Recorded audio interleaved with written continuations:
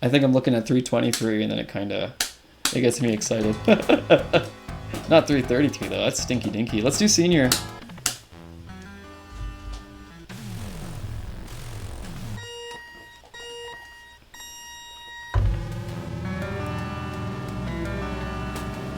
Yeah, talk to you later, Gludge. Have a good day at work. See you again. I'll just be here running.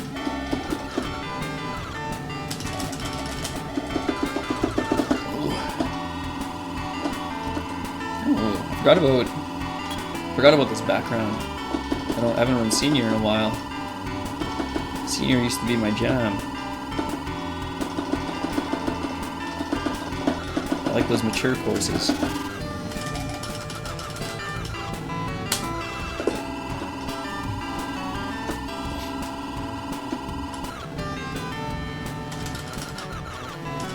Really gotta be hugging the corners more. It's a big spot where I'm like, should be saving more time.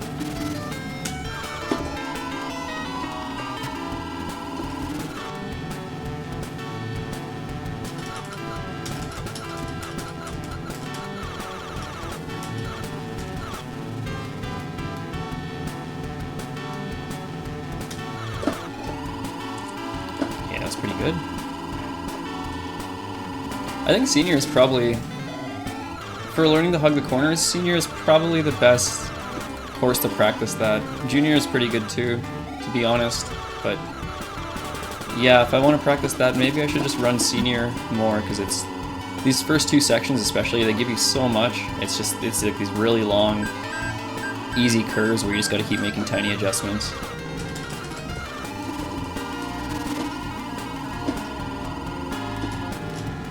I think I do way better on the more difficult turns than I do on the easy ones. I think the easy ones I tend to overthink and overcompensate. See, like I hit the grass right there?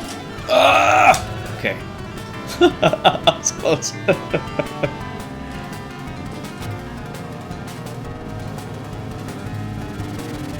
Work me away. Ooh, we get bird signs here too. Senior course is pretty cool. We get bird signs.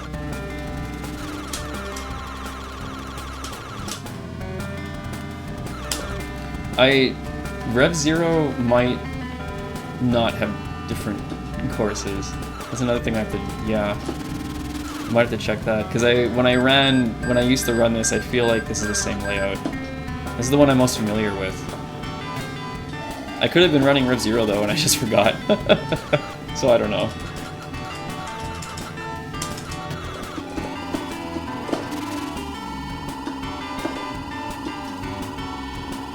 Having a pretty good super hang-on day.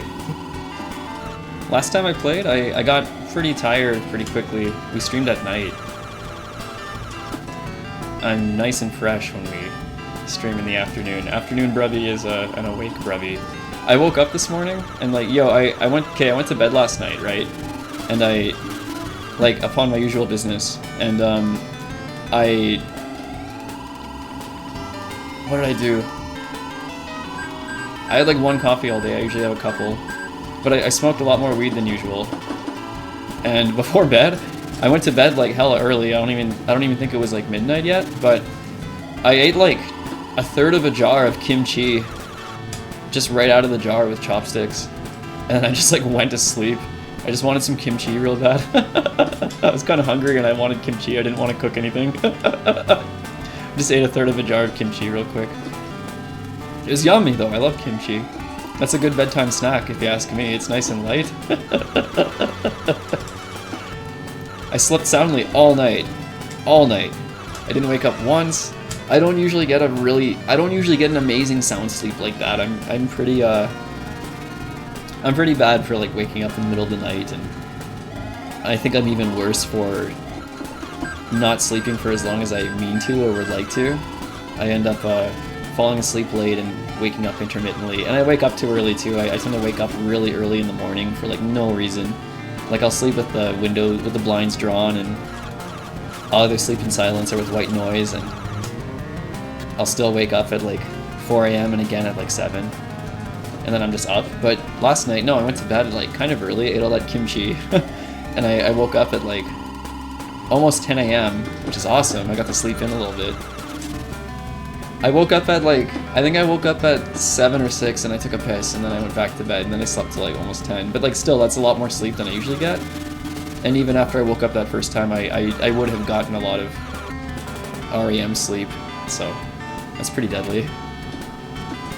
I've been having dreams lately too. Like I haven't, for a while I wasn't having any dreams at all. Which is kind of common for stoners, but I think when I get stressed out, I tend to, I don't enter the stage of sleep where you dream very much. So, I did really good. But I woke up this morning and my eyes were just like, I felt tired. I felt really tired. And it showed in my eyes. I went out to have a smoke with my neighbor, and the first thing he says is like, "Oh wow, you look tired. Do you sleep good?" And I was like, "Oh yeah, I don't know what the hell my problem is." But after I woke up and I walked to the cafe and had my coffee and stuff, and my morning doink and all that, I'm pretty up and at 'em now. I would love another coffee though. That would be wonderful.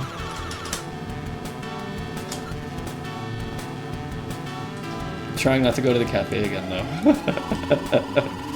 They have good food there too. I went there this morning and I just got a large drip coffee and I got a cherry Danish. It was lovely. They changed their drip coffee today and it's better now. It was really good before. I went in, I got my first, because I went there twice today. I went in, I got my first one and I said, "Yo, this is a..." I just said like, "Oh, let's get a drip, my fucking Danish, whatever," and they give it to me. I paid, and I tipped, and then I went home, and I ate it, and I drank it, and I found out, after I had drank the coffee, that it was different and lovelier than usual. And I went back and asked him, I was like, why is the coffee different? Did you guys change the beans? Did you deep clean the coffee machine, or what? And he's like, "Oh no, wait, we upped the dosage," and I was like, "Oh, okay, cool. Well, it's better now." And he was like, "Right on," and so I got another one. It's so good though. That's a good cafe. That guy working there too makes the best Americanos I've ever had.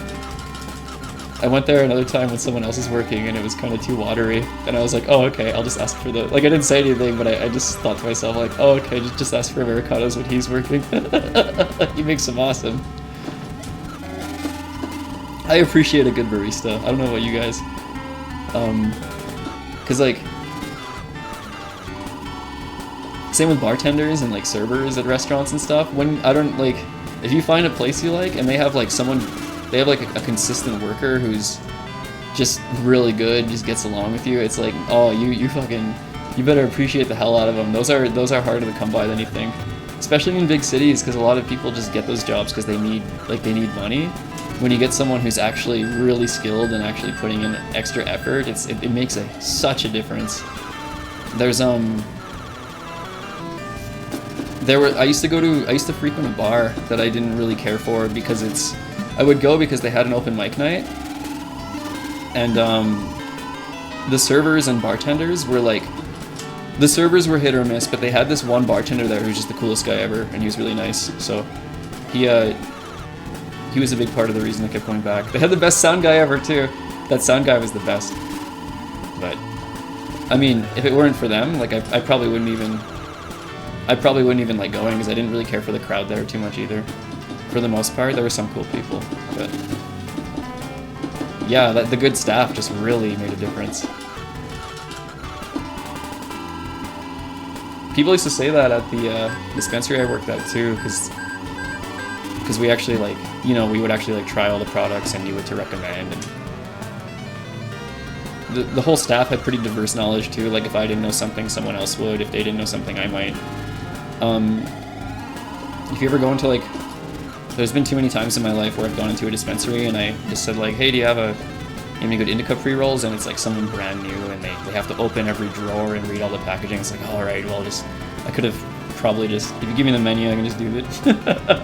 It's nice when you can just walk into a place and just tell them what you want, and they know exactly how to do it right away, and they're experienced. Makes a big difference everywhere. Like even the grocery store, like just the person at the till, like if it's not a self-checkout place, it's like, oh man, thank you so much.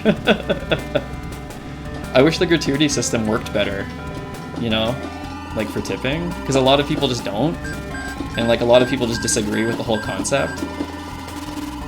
I don't know. I wish like really skilled workers who are putting in extra effort at places, I wish they got rewarded better automatically and they didn't have to rely on nice people tipping, you know, because then we'd have a lot more of that. We wouldn't have the people who don't put in as much effort would probably just do something else, and then we'd get more people who are actually meant for the positions. That's what I think. I don't know. I think they should I think front-end workers should be incentivized better.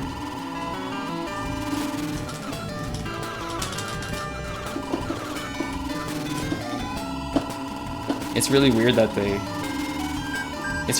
it's reliant on the customers, but I don't think it's too weird. I think North American attitudes kind of ruined it, though. Because it's too based upon the individual customers and too inconsistent for the workers.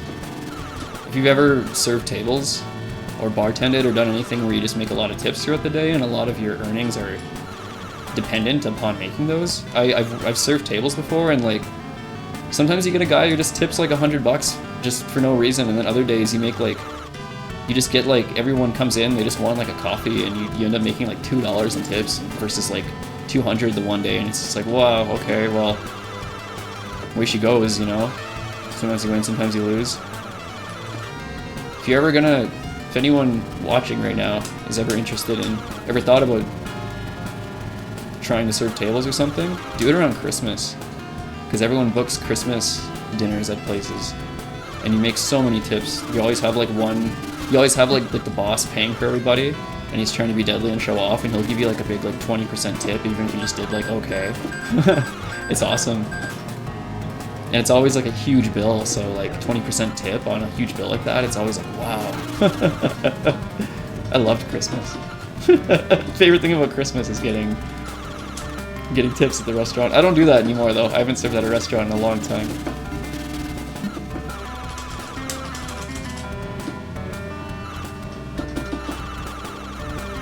Some people are so good at it though. I had coworkers who were way better at it than me. I can't remember too many. I have a better like conscious memory than the average bear, but I knew people who could do it way better. I knew a guy who, he told me when he started he could only remember a few things, and he trained his memory, and now he can remember like a big list. It's nuts too. I took a psychology course on memory, and they went over some like actual techniques that like memory athletes use, and it's like there's so much you can do to improve your memory. It's a real skill. But he would demonstrate it in front of me, and he showed me his notes. He used to write down notes for what people wanted, and he showed me, and he's like, this is from 7 years ago. I haven't had to write anything down for 7 years. And I was like, whoa, you're awesome, man. But then I'd watch him do it, and he'd actually serve customers, and he wouldn't have to write anything down. He could remember the whole order. It's crazy. Somebody wanted like an extra condiment or something, I'd probably forget. Gotta write down gravy. 8:38. Let's look up what our time is. And let's do this. This is the fun part. Yay, that's me. Robbie. Okay, so 8:38. That's what we got. I'm going on speed run right now. I'm gonna see what I have uploaded. It's going to be, if it's like 8:35 or lower, we probably got a PB.